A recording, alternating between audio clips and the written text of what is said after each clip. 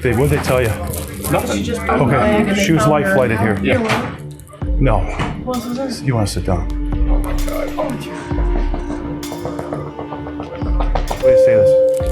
Progress in Alameda, car into a building. 2 are deceased in the vehicle. Daughter's driving. Who died?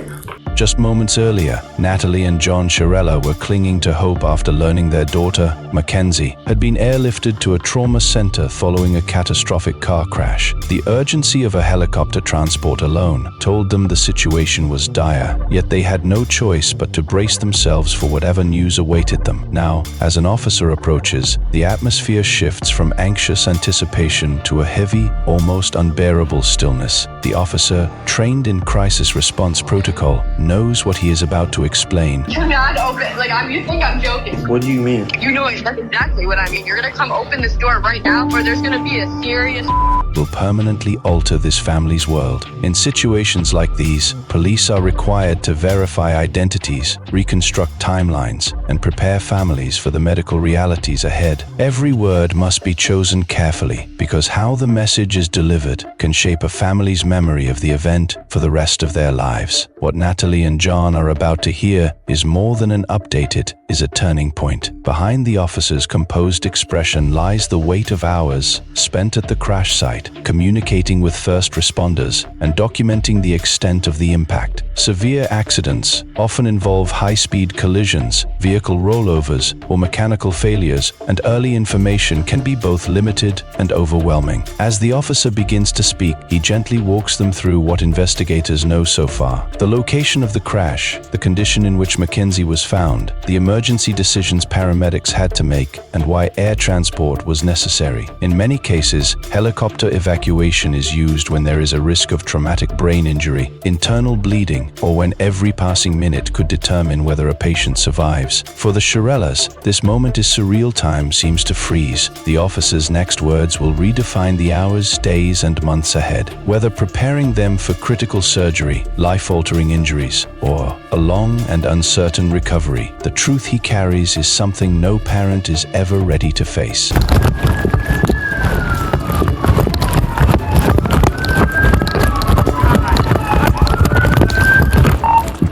No one's breathing. Bust that window out. Alright. Oh my God. Who can hear my voice? Who's in here? Drivers. Radio.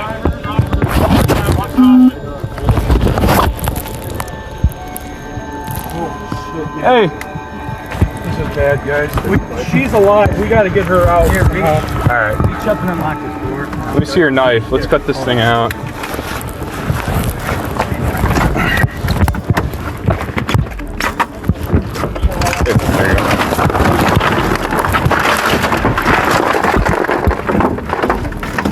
you go. I don't feel anything. I don't feel a pulse. She's breathing. I saw her stomach. Her stomach's coming. Oh yeah, yeah. We got 2 that are gone.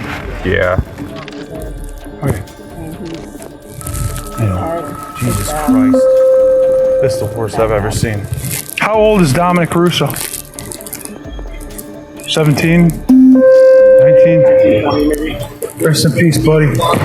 Natalie and John Shirilla had only just learned that their daughter, Mackenzie, had been airlifted to the nearest trauma center after a horrific car accident. The urgency of the helicopter transport alone told them the situation was serious, and every minute that passed filled them with a growing sense of dread as they waited for answers no parent ever wants to seek. When the officer finally approached, his expression made it clear that what he was about to say would change their lives forever. With the careful tone used in critical incident notifications, he explained what first responders found at the scene, why Mackenzie required immediate flight evacuation, and the severity of her condition, delivering news that would alter the course of their family's future in an instant. It's like they even went off the road up there. They did. But if you're hitting a building that hard, I just can't believe all the people that work up here, that are up here all night long, no one heard. They're in factory type settings. Yeah, well. And it's dark over there. That's insane though. Once they get her out, I'll go over to this building because I think there's a camera on the front of that building. I don't know if it's working, but I can always ask. Mackenzie's boyfriend, Dom Russo, and their friend Davion were pronounced dead at the scene, immediately placing Mackenzie at the center of what could be a double homicide investigation. Although the possibility was serious, early on many officers believed the tragedy might simply have stemmed from a terrible lapse in judgment rather than intentional harm. But as detectives dug deeper, the case took an unsettling turn. What initially appeared to be a heartbreaking accident began revealing inconsistencies, hidden behaviors, and disturbing details that challenged every early assumption, suggesting this was far more complex and far darker than anyone first imagined. Like they even went off the road up there. They did. But I mean, if you're hitting a building that hard, I just can't believe all the people that work up here that are up here all night long. No one heard. They're in factory type settings. Yeah, well. And it's dark over there. That's insane though. Once they get her out, I'll go over to this building because I think there's a camera on the front of that building. I don't know if it's working, but I can always ask. 17-year-old Mackenzie Shirilla, her 20-year-old boyfriend Dominic, and their friend Davion were headed to a high school party for a night of fun. With Mackenzie's 18th birthday just 2 days away, the three decided to start celebrating early. But what began as a typical evening with friends would soon unravel into one of Ohio's most unsettling mysteries. Around 2 a.m., Mackenzie and Dominic were seen smoking at the party, and Mackenzie allegedly offered psychedelic mushrooms to the host, something completely out of character, as her friends had never known her to use or share drugs. By 3:30 a.m., the group left and drove to another friend's house, where they spent an hour watching South Park. At 5 a.m., Mackenzie said it was time to go home, insisting on driving instead of Dominic, which was unusual for her. When Davion asked for a ride, she initially refused, but Dominic convinced her to let him come along. Moments later, all three were in the car, unknowingly heading toward tragedy. As they drove, CCTV footage captured the vehicle veering off the expected route to Davion's home. Instead of continuing down Pearl Drive, the car turned onto Progress, driver dead end road terminating in a brick wall. Cameras recorded the car suddenly accelerating from 30 mph to over 90 mph. In the final moments, Mackenzie attempted a sharp turn to avoid a tree, but the effort failed, and the car slammed into the wall at high speed. The wreckage went unnoticed for 45 minutes until a motorcyclist discovered the mangled vehicle at 6:15 a.m. 10 minutes later, officers arrived at the scene, and their body cameras captured the grim and devastating discovery waiting inside the crushed car. That front end. They definitely hit it hard, so. Fucking destroyed. Right. All right, well, what a way to start your Sunday. I guess better than theirs, huh? Right. I appreciate the call, sir. Thank you. Inside the wrecked vehicle, officers swiftly determined that two of the passengers did not survive: 20-year-old Dominic in the front seat and 19-year-old Davion in the back. The only person still alive is the driver, Mackenzie Shirilla, critically injured but breathing. As paramedics and firefighters rush in to stabilize her and recover the others, investigators begin piecing together the final moments leading up to the crash. While examining the scene, officers notice details that don't align with a typical accidental collision. The speed, the sharp last-second turn, and the unusual route all raise immediate concerns. What began as a routine response to a tragic crash quickly shifts into a deeper investigation, revealing the first hints that something far more troubling may have occurred. As first responders fight to stabilize Mackenzie, the man who originally dialed 911 returns to the scene to explain what he witnessed. Approaching the officers, he recounts how he spotted the wrecked vehicle while riding past and immediately realized something was terribly wrong. His description of the car's condition and the eerie stillness inside adds crucial context to the unfolding investigation, giving authorities their first outside perspective on the moments after the crash. It's a tragic accident, noting that it appeared Mackenzie had tried to steer away from danger but lost control of the vehicle. Her diagnosis of POTS, a condition known to cause dizziness, fainting, and sudden drops in blood pressure, seemed like a plausible factor. As investigators continue collecting evidence at the crash site, one officer makes his way to the hospital to meet with Mackenzie's parents. At this moment, they are only aware that their daughter has been in a severe collision and was airlifted for emergency treatment. Sitting in the waiting area, they brace themselves for any news, unaware that the officer approaching them carries information far more complex and far more unsettling than they could have imagined. Okay, shoes life flighted here. Yeah, I wouldn't know that. Okay. No. Who else was there? You want to sit down? Oh my god. Oh dear. Wait, do you say this? There's a progress in Alameda, car into a building. 2 are deceased in the vehicle. Daughter's driving. Who died? I don't know who other, but there's one that we don't know. His name's Jacob. Does anyone know Jacob? Dom? No. Stop. Let him talk. Guys, I know, we've been dealing with this. Your daughter's okay. She's talking to us. I talked to her, okay? Your daughter's alive, okay? Your daughter's alive. She was driving, okay? Who's that? Jacob and who? I think, what's the name you said? Dom? Might be. Oh my god. Stop. Oh my god. What's his relation to you? My boyfriend. Okay, yeah, then Dom was in the car. Stop. Oh my god. What? Are you kidding me? It's right now, it's an ongoing investigation. Speed is definitely a factor. So are drugs. Dom is dead? Dom is dead? Is that what you're saying to me? Look at me. Is Dom is dead? There's no always way for me to say anything right now, man. Dom, This is a serious situation. Dom with curly. I think the same Dom. Maybe it's a different Dom. It could be a different Dom. Might be a different Dom. What's that? Do you know about their third? No, not at all. We're gonna keep it that way for. Okay, she's getting worked on now. Okay. Full transparency here. There's drugs in the car. She had a bag of mushrooms on her and a scale. Full transparency, guys. I'm sorry, I'm ripping the Band-Aid off. Okay. Drugs in the car. So she was awake, but not awake. So she was like that. In and out of consciousness. She'll be fully extracted from the vehicle. IFD. I know she has a severe leg injury. Like I said, she was speaking, and she had her seatbelt on. Mackenzie was the only person in the car who had been wearing a seatbelt, a fact that ultimately made her the sole survivor of the crash. Investigators noted that if she had intended to harm herself, it would be unlikely for her to take a safety measure that could protect her. This seemingly small detail would later become a crucial point in understanding her actions that night. In truth, the seatbelt didn't just reduce her injuries, it almost certainly saved her life. 100% saved her life. She had a seatbelt on. Oh. I don't believe the others do. Mackenzie's parents absorbed the news with a mix of shock and gratitude, clinging to the relief that their daughter was still alive. But for officers, the far more difficult responsibilities still lay ahead, informing Dominic's family. At this point, his parents had no idea their son had even been involved in a crash, let alone that he had lost his life in it. Delivering that truth would become one of the most heartbreaking moments of the entire investigation. Hey, can I talk to you real quick? Yeah. There was an incident that we believe Dominic may be involved. What? Both Davion and Dominic are deceased. Oh God! Yeah. Oh God! Christine. Oh God! Just sit down. Oh God! Just sit down. Oh my God!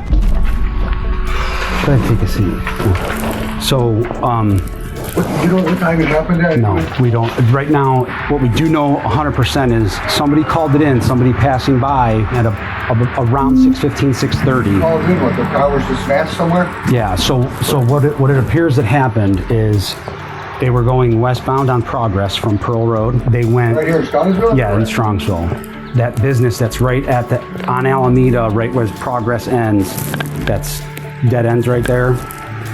They hit that building. They hit the sign out front and then they hit the building. Would they fall asleep at the wheel or something? Don't know. We don't know that. We don't know that. So 2 kids are dead, my son's dead, another kid's dead, Go and ahead. the girl's in the hospital? She's in surgery right now. Oh my God, huh, Chris? I mean, as a family member or a friend or anybody that you might want us to call on your behalf? No. This is a fucking nightmare. Hey, somebody called in at 6:30 in the morning? Between 6:15 6:15, 6:30, yeah. Came upon it, passing it by. Yeah. Oh my gosh. This is fucking horrible. She was in her car? It was in Mackenzie's car, yeah. Yeah. Oh my gosh. Is she making it? You guys don't know? We right now we don't know. She's in surgery right now, so we don't know. What a fucking nightmare. 3 3 weeks passed as Mackenzie remained in the hospital recovering from her injuries. Her condition steadily improved, and before long she was able to return home and resume her daily life. Meanwhile, the community mourned the deaths of Dominic and Davion, offering sympathy to Mackenzie, who had lost both her boyfriend and a close friend in the crash. But as time went on, unsettling details about her behavior began to emerge. Believing the incident was widely accepted as an accident, Mackenzie never attended either funeral. Online, she boasted about her drug use, claiming she could do more drugs than anyone and still live. Then, on October 31st, 2022, she attended a Halloween party, dressed as a corpse, complete with fake blood around her mouth a choice. Her parents publicly defended, insisting she deserved to have fun after the tragedy. Adding to the unease, Mackenzie appeared to have a mysterious flow of money, spending thousands on designer items and flaunting them online. Despite her behavior, police still lacked grounds for a deeper investigation until Dominic's family brought forward a video from his phone, recorded just 10 days before the crash. That single clip would shift the entire direction of the case. If you do not open, you think I'm joking. You think I'm joking. Like, I'm dead ass. You're gonna come open this door right now, or there's gonna be a serious problem. By this point, investigators had already begun forming a list of troubling concerns surrounding Mackenzie's behavior after the crash. But it was a single video handed over by Dominic's parents and recorded by Dominic just 10 days before the tragedy that would completely shift the direction of the case. In the short clip, Dominic can be heard saying, "Dom, you do not open," a remark that hinted at a deeper issue, one that officers could no longer ignore. At this point, this is a homicide investigation, and so we are trying to show that she intentionally drove the car into the wall. The clip was only a brief moment from a much longer 15-minute recording in which Mackenzie repeatedly and clearly threatened Dominic, but the video was just the beginning. Dominic's family also presented officers with a series of alarming text messages showing that she had explicitly threatened to kill him. This new evidence was more than enough for police to reopen the case and now treating the crash not as an accident, but as a potential premeditated double homicide. You understand, you're not under arrest. Yeah. You walk out anytime you want. We have approximately 10 questions that we wanted to ask you. How long were you guys in a relationship, you and her? Well, we were all friends in a friend group at first. I ended up dating her for a little bit, probably over the summer. I was only dating her for probably a month and a half or 2 months. And then me and Dom found out that she was cheating on us basically, but it wasn't anything official, so it wasn't no hard feelings with whatever happened. I just kind of was after me and Dom found out about that, we had no problems with each other or nothing, but they were on and off, and I kept on talking to her still while they were on and off because we were all still in the friend group and stuff. So, and then we kind of just stopped being intimate, you know what I'm saying? We were just friends. So describe the relationship. What was she like as your girlfriend? I didn't really have much with her relationship-wise because we didn't date that long, but friend-wise, she was crazy. She mentally just not all there? I mean, yeah, I don't think she's just mentally all there. I personally feel like she was trying to kill herself in that crash, and she failed on doing so. Why did Dom put up with this? Do you know? I've personally been told that she did voodoo on him. She has told people that she's put a spell on him so that he couldn't break up with her, that she had grabbed a piece of his hair, and that she had a doll in her room for Dom, and that she had literally put a spell on him, is what she would tell everyone. She truly believed in that kind of stuff, and she also uses the pendulum, I know too, to try to get answers. She tries to use it now to talk to Dom. Do you think Mackenzie has it in her to drive a car into a wall? I mean, if you guys speculate that she did it on purpose, do you think she has it in her? I feel like if she thinks that she can just drive the car into the wall and not feel nothing, I feel like the only reason she survived is because of how small she is. I feel like she got insanely lucky, but at the same time, not lucky to have survived that because it's she killed 2 people. If that was what she was trying to do, but it's I feel like that's what she was trying to do, was crash the car into the wall. As the investigation reopened, police began interviewing Mackenzie Shirilla's friends, family, and others in the community, hoping to understand her behavior and relationships more clearly. These conversations quickly became revealing. One of the first people they spoke with was Tyler, Mackenzie's former boyfriend, and his statements only intensified officers' growing concerns. His account painted a far more troubling picture of Mackenzie than anyone had previously described. By this stage, investigators were beginning to see a much darker pattern emerging around Mackenzie's behavior leading up to the crash. That's when two friends who had been at the party the night before came forward, telling police they had information that, in their eyes, proved the collision was anything but accidental. Their accounts and what they claimed to have witnessed added yet another layer of suspicion to an already troubling case. I want to show you. Oh no, explain it. So this is when they were going down Progress Drive, and then you know how there was like tire tracks before it, like on that side grass. So that's the sign. That's when it hits the sign. And then that's where she curved exactly right on. Gotcha. Missed those two rocks and went right into the sign, the side of it. She went right into that wall. Right. No, so you can see like the hard braking was right at the wall, and then her high speed was after the hard braking. Was 90 miles per hour. It looks like the person in the front seat tried to turn the wheel because of the fact they were going to go straight into a wall. And it doesn't say she hard broke once. It was 90 miles per hour down that whole road. And I also think because of Kenzie's and Dominic's history, that they were fighting. I think Davion went on his phone to distract himself from the fighting. Although they were on drugs, they can also still be fighting with being on drugs. While the statements raised serious red flags, investigators still lacked solid proof to establish Mackenzie's intent. Without clear documentation of a behavioral pattern, there remained the possibility that the crash was a drug-induced mistake rather than something deliberate. That uncertainty shifted dramatically during an interview with Dominic's brother, who shared vital insight into the volatile nature of Dominic and Mackenzie's relationship. What he revealed added a new and unsettling dimension to the case. The following video contains discussion of self-harm. Viewer discretion is advised. You mentioned that anytime Dom would kind of want to break up with her, she kind of would go crazy. Describe crazy, like what kind of crazy? Like there is times where she called Dom and said, if you break up with me, I'm going to, word for word.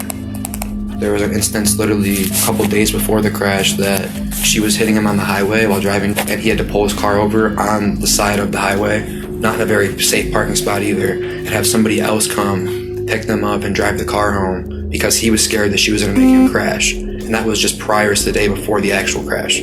According to Dominic's brother, just days before the crash, Mackenzie had threatened Dominic by saying she would drive them both into a crash. This alarming claim immediately caught investigators' attention. He went on to explain the tension and volatility between the two, giving officers a potential motive that made the idea of an intentional act far more plausible. His account provided the strongest indication yet that the crash may not have been an accident at all. You're going 94 miles an hour, you don't have a very fast car to begin with, you were stomping that gas pretty much that whole entire time. There's no brake marks on the street at all. Even before the hit, you would think that some type of instinct would kick in and slam on the brakes, but to my knowledge, she went straight into it. Off of what I know, and off my assumptions, Dom tried to break up with her multiple times, even in July. They kept not like working out, whatever, they kept making back up. Kenzie's known to be the kind of person that she's let us know she will never let go of Dom, and if she has to let go of Dom, she will not go on living herself. She's pretty much let that be known. Mackenzie's behavior in the days following the crash had already raised questions, but one incident in particular drew even more concern from investigators. On August 6th, just a week after the deadly collision, police were called to the Shirilla home by Mackenzie's father. Whatever he reported was troubling enough to prompt an immediate response. Though no body cam footage exists from that call, the officer who arrived later recounted the encounter during an interview. His description of Mackenzie's demeanor and the unsettling statements made in the home only added to the growing list of red flags surrounding her actions after the crash. Sarge, I want to ask you first about August 6th. If you recall, that's the day you guys were dispatched to Mackenzie Shirilla room. Can you tell me about that day? So we were dispatched up to the room for a disturbance. Once we arrived up on the room, she was upset with her dad. We asked the dad to step out, and we're trying to calm him down, and he's like, you guys probably know who I am. At one point in the conversation, he's like, I feel like my daughter needs a psych evaluation. And he's like, because she's not, thinking clearly, and word for word what he said, I don't recall every word that he said. He was pretty hysterical. He was pretty upset. She was upset with her dad because, she wanted the lady to go to the funerals. During this encounter, it became evident that Mackenzie was furious with her father. Despite building a shrine for Dominic, posting heartfelt messages on his memorial page, and wearing his clothing, her father had refused to let her attend Dominic's funeral. On the surface, it appeared as though she was genuinely grieving his loss. But around this same time, investigators finally gained access to her phone, and what they uncovered not only clarified her mysterious flow of money, but revealed something far more unsettling. After decrypting her device, detectives found numerous photos of Mackenzie posing with large amounts of cash, even though she had no job or legitimate income. They also discovered fake ID that could help her pass as an adult. Most disturbing was a Snapchat conversation from July 22, 2022, where she quoted $1,000 for explicit photos and $2,500 for an in-person meeting offering anything you want. Combined, the evidence painted an extremely troubling picture. Her phone also contained countless examples of reckless driving, speeding at dangerous levels, smoking marijuana behind the wheel, filming herself while driving, crashing during a practice run and laughing about it, letting go of the wheel, and openly bragging about her behavior. But the most damning discovery came in November. By analyzing her phone's location data, detectives were able to trace Mackenzie's movements in the days before the crash. That's when they uncovered a chilling pattern. She had driven down the exact same dead-end road 7 separate times, speeding directly toward the same brick wall. It was a practice route. Investigators now believed they had enough evidence to prove the crash was intentional. On November 4th, 2022, over 3 months after the incident, officers were dispatched to arrest 18-year-old Mackenzie Shirilla. Where's she? Right back there, pal. Hi, Mackenzie. Step out for me. I'm Detective Jesus. I'm the one who's been investigating the crash. You're under arrest for aggravated murder ×2, okay? Nobody's gonna ask you any questions. Nobody's gonna bother you. Can I have your key, please? Could you please be careful taking this one off so it doesn't break the bracelet, please? You got it. You got it.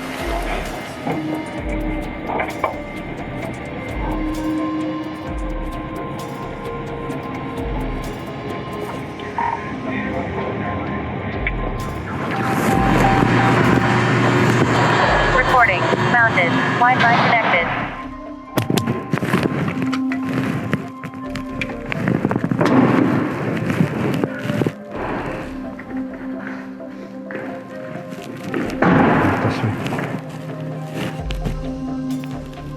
Stand right by that black mat.